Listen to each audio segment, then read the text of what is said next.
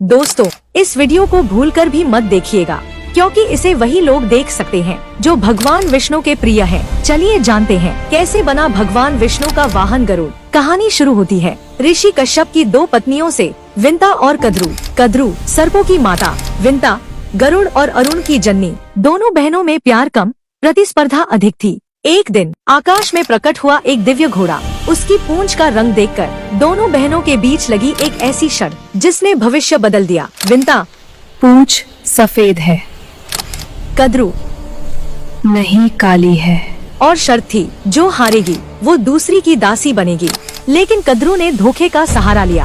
अपने नाग पुत्रों को आदेश दिया, घोड़े की पूंछ से लिपट जाओ और उसे काला दिखा दो। धोखे की जीत हुई और विंता हार गई। वो अपनी ही बहन की दासी बन गई। जब गरुड़ ने अपनी माँ को इस दास्ता में देखा तो उनका हृदय क्रोध से जल उठा। वे नागों के सामने गरजे, मेरी माँ को मुक्त करो।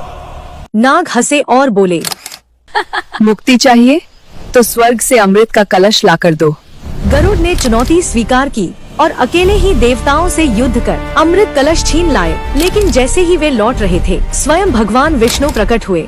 गरुड़, क्या तुम अमृत पीकर देवताओं को चुनौती देना चाहते हो? प्रभु, यह मेरे लिए नहीं, यह मेरी माँ की मुक्ति की कीमत है। गरुड़ के त्याग और साहस से प्रसन्न होकर विष्णु बोले, तुम अमर रहोगे और आज से मेरे वाहन बनोगे। गरुड़ ने वरदान मांगा, प्रभु, मेरा चिन्ह सदैव आपके ध्वज पर रहे।